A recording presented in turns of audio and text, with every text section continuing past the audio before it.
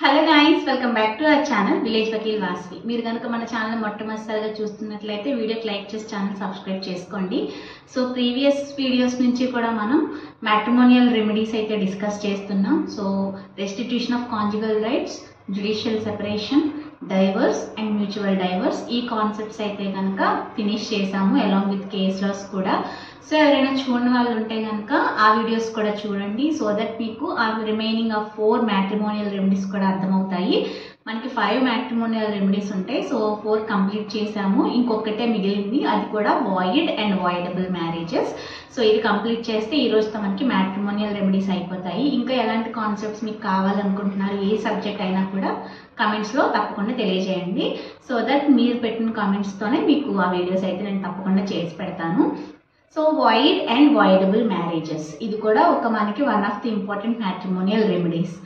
First అసలు మనకి void marriages. Void marriage వచ్చేసరికి మనకి section 11 of the Hindu marriage act 1955లో చెప్పడం జరిగింది.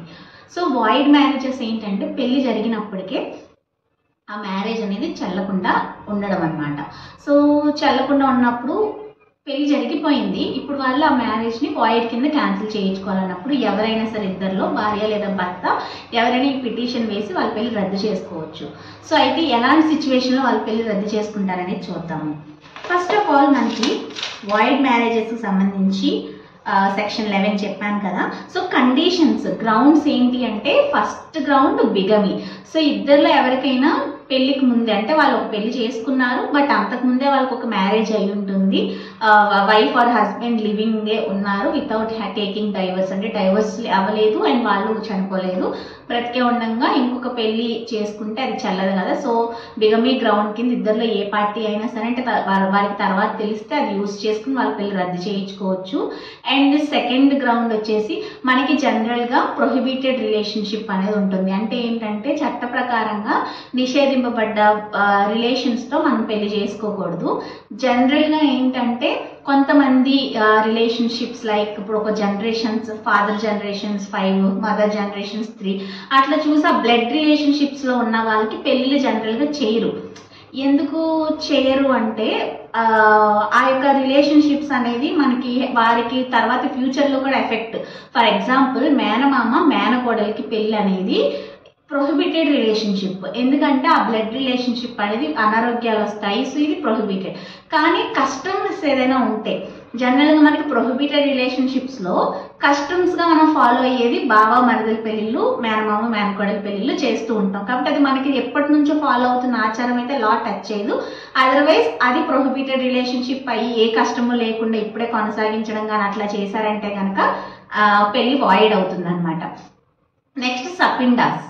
సో ఇక్కడ కూడా అంతే, సపిండాస్ అంటే ఏంటంటే సేమ్ బ్లడ్ రిలేషన్కి సంబంధించి. ఇక్కడ ఇంకా మనకి డిగ్రీస్ ఆఫ్ రిలేషన్షిప్ ఇంకా బాగా వస్తుంది.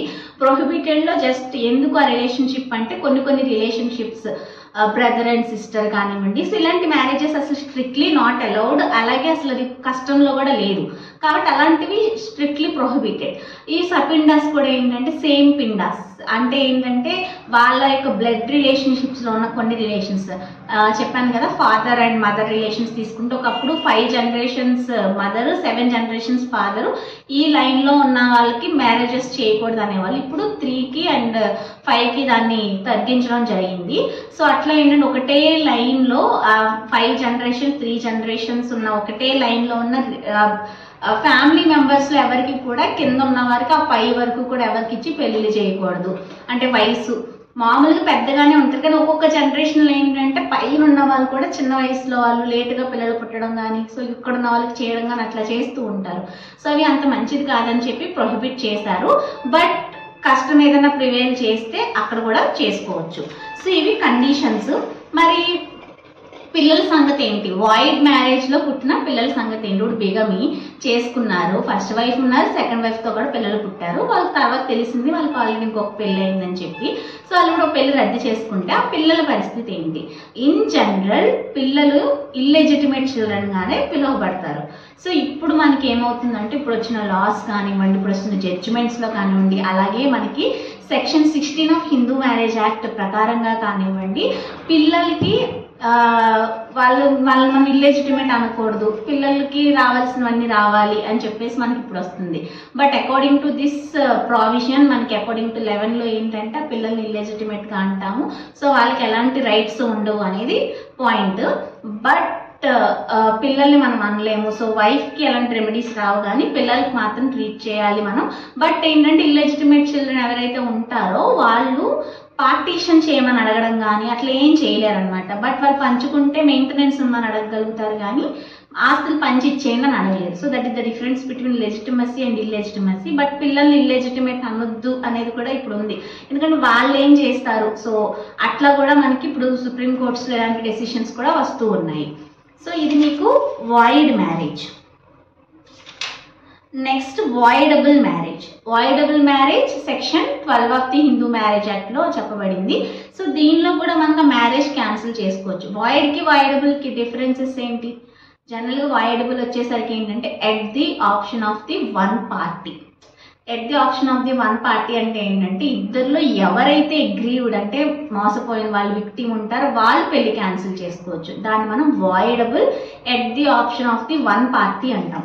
సో ఇక్కడ వాయిడబుల్ మ్యారేజెస్ ఏంటంటే ఇద్దరు ఎవరు చేస్తారు, ఈ సెక్షన్ 12 ప్రకారంగా ఎవరు మ్యారేజ్ క్యాన్సిల్ చేయమని అడగగలుగుతారు అంటే, సో ఎనీ మ్యారేజ్ మనకి యాక్ట్ వచ్చిన తర్వాత అయినా రాకముందు అయినా సరే ఎవరైతే క్యాన్సిల్ చేసుకోవచ్చు అంటే, ఒకవేళ భర్త important, so unable to participate in sexual relationship అయినప్పుడు కానీ, లేకపోతే మనకి సెక్షన్ 5లో కండిషన్స్ ఆఫ్ మ్యారేజ్ ఉంటుంది. సో దానిలో క్లాస్ 2 ఆఫ్ 5 అంటే అన్సౌండ్నెస్ ఆఫ్ మైండ్ ఉన్న వాళ్ళు కానీ, అలానే చైల్డ్ మ్యారేజ్కి సంబంధించి జరిగి ఉన్నా కానీ, లేదంటే wife at the time of the marriage అంటే పెళ్లి కొడుకుతో కాకుండా అదర్ దాన్ వేరే పర్సన్తో ప్రెగ్నెంట్ అయి ఉంటే కానీ, సో ఇలాంటి సిచ్యువేషన్లో వాయిడబుల్ అనమాట. ఎవరైతే నష్టపోయిన పార్టీ ఉంటారో వాళ్ళకి ఆప్షన్ ఉంటుంది పెళ్లి క్యాన్సిల్ చేసుకునే ఆప్షన్. దాన్నే మనం వాయిడబుల్ అని అయితే అంటాం అనమాట. అలాగే నెక్స్ట్ ఇంకా మనకి కొన్ని సిచ్యువేషన్లో మ్యారేజ్ని అవాయిడ్ చేయొచ్చు. అంటే ఎలా సింపుల్గా చెప్పాలంటే ఇంపార్టెన్సీ, అన్సౌండ్నెస్ ఆఫ్ మైండ్, అలాగే కన్సెంట్ కనుక ఫ్రాడ్గా తీసుకుని ఉంటే, అలాగే pregnancy at the time of the marriage ఉండుంటే కనుక ఈ 4 సిచ్యువేషన్లో మ్యారేజ్ అనేది క్యాన్సిల్ చేసుకోవచ్చు. సో అది మీకు వాయిడబుల్ మ్యారేజ్ కిందకి వస్తుంది అనమాట. కాబట్టి వాయిడ్కి వాయిడబుల్కి తేడా ఏంటంటే, వాయిడ్ మీన్స్ ఆ పెళ్లి జరిగిన రోజు నుంచే అది చెల్లదు. బట్ వాయిడబుల్లో తను ప్రెగ్నెంట్, తను తెలిసిన తర్వాత కూడా ఒప్పేసుకున్నారు, వెళ్ళరు ఇంకా, లేదా తను ఒప్పుకునే చేసుకున్నారు, అడగలేరు. కానీ ఏంటంటే ఎప్పుడైతే తెలిసిందో అప్పుడే వెంటనే అడగాలి. ఇప్పుడు ఈ రోజు తను ప్రెగ్నెంట్ అని ఫైండ్ అవుట్ చేసి కొన్ని రోజులు తనతో బాగానే ఉండి ఓకే నేను యాక్సెప్ట్ చేస్తానని మళ్ళీ వచ్చి క్యాన్సిల్ చేయమని అడగకూడదు. కాబట్టి ప్రతిదానికి కూడా రూల్స్ అనేది అలా ఉంటాయి. కాబట్టి ఈ 4 రూల్స్ అనేదాన్ని యూజ్ చేసుకుని అయితే క్యాన్సిల్ చేసుకోవచ్చు, లేదంటే కంటిన్యూ చేయొచ్చు. అంటే వాయిడబుల్ అనేది ఎట్లా ఉంటుందంటే అది ఈదర్ వ్యాలిడ్ అన్నా అవుతుంది, తర్వాత వాయిడ్ అన్నా అవుతుంది. బట్ ఎవరి ఆప్షన్ అంటే అది ఎవరైతే మోసపోయి ఉన్నారో వాళ్ళకి మాత్రమే ఆప్షన్ ఉంటుంది అనమాట. బట్ వాయిడ్లో ఎవరు కూడా దాన్ని ఇంకా వ్యాలిడ్ చేయలేరు. So that is the difference between void and voidable. So ఇంకా మనకి కొన్ని డిఫరెన్సెస్ ఉన్నాయి వాయిడ్ అండ్ వాయిడబుల్ మ్యారేజెస్కి, అవి కూడా చెప్పుకుంటే మనకి కాన్సెప్ట్ పూర్తవుతుంది. సో వాయిడ్ మ్యారేజ్ వచ్చేసరికి ఏంటంటే అసలు చట్ట ప్రకారంగా అది ఇంకా పెళ్ళే కాదు. బట్ వాయిడబుల్లో ఏంటంటే వాళ్ళు క్యాన్సిల్ చేసుకునేంత వరకు కూడా అది ఎగ్జిస్టెన్స్లో ఉంటుంది. నెక్స్ట్ వాయిడ్ మ్యారేజెస్లో కోర్ట్ సింపుల్గా పెళ్ళి క్యాన్సిల్ చేసేసిద్ది. బట్ వాయిడబుల్ మ్యారేజ్లో ఏంటంటే మొత్తం కండిషన్స్ అన్నీ తీసుకుని ప్రాపర్ వెరిఫికేషన్ అయినాక క్యాన్సిల్ చేయాలి. అండ్ వాయిడ్ మ్యారేజ్లో పీపుల్ అసలు ఆ పెళ్లి ఎగ్జిస్టెన్స్లో ఉండగా కూడా కావాలంటే ఇంకొక పెళ్లి చేసుకోవచ్చు. అంటే అది చెల్లని పెళ్లి. అలాగే వాళ్ళు చేసుకున్న మ్యారేజ్ అనేది అసలు కంప్లీట్గా చెల్లకుండా ఉందనుకోండి, డిగ్రీ వచ్చేదాకా వెయిట్ చేయాల్సిన పని లేదు. So parties can remarry. But voidable మ్యారేజ్లో పార్టీస్ ఆ పెళ్లిని వాయిడ్ అని డిక్లేర్ చేయించుకునే వరకు ఇంకొక పెళ్లి చేసుకోకూడదు. అలాగే వైఫ్ మెయింటెనెన్స్ క్లెయిమ్ చేయలేరు వాయిడ్ మ్యారేజ్లో, బట్ ఇందులో క్లెయిమ్ చేసుకోవచ్చు వాయిడబుల్లో.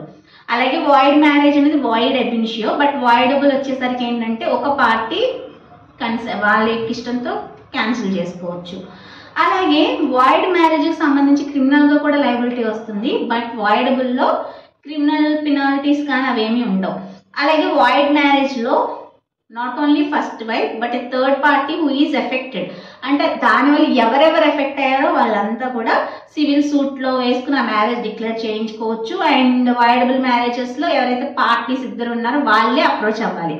అంటే ఇందులో ఏంటంటే ఇప్పుడు ఫస్ట్ వైఫ్ ఎఫెక్ట్ అయింది, not only first wife but ఇప్పుడు ఇంకొక ఆమెను చేసుకుంటారు, ఆమె కూడా ఫైల్ చేసి క్యాన్సిల్ చేసుకోవచ్చు, ఈమె కూడా ఫైల్ చేసి అతని మీద క్రిమినల్ ప్రొసీడింగ్స్ కండక్ట్ చేయొచ్చు బిగమీ కింద.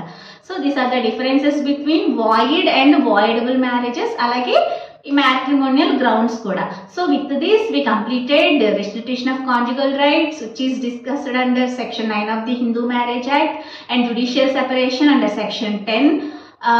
అలాగే థర్డ్ రెమెడీ వచ్చేసి void and voidable marriages section 11 and 12, later divorce 13 and mutual consent mutual divorce 13B. అలాగే డైవర్స్కి మ్యూచువల్ డైవర్స్కి డిఫరెన్సెస్ చూసాము, అలానే వాయిడ్ అండ్ వాయిడబుల్ మ్యారేజెస్కి డిఫరెన్సెస్ చూసాము, అలాగే జుడిషియల్ సెపరేషన్ అండ్ డైవర్స్కి కూడా డిఫరెన్సెస్ చూసాము. సో ఈ వీడియోస్ అన్ని మీరు ఫాలో అయితే కనుక మీకు తప్పకుండా మ్యాట్రిమోనియల్ రెమెడీస్ అనేది బాగా అర్థమవుతుంది అనుకుంటున్నాను. సో మొత్తం అన్ని చూసి ఇంకేమైనా డౌట్స్ ఉంటే అడగండి. అండ్ వీటిలో మీకు క్లారిటీ వచ్చేస్తే నెక్స్ట్ ఏ కాన్సెప్ట్స్ పైన వీడియోస్ చేయమంటారు అనేది కూడా తప్పకుండా కామెంట్ చేయండి. అలాగే ఈ వీడియో నచ్చితే do like, share, comment and subscribe to village Vakeel Vasvi YouTube channel. మరొక వీడియోతో మళ్ళీ కలుసుకుందాం. Until then keep watching.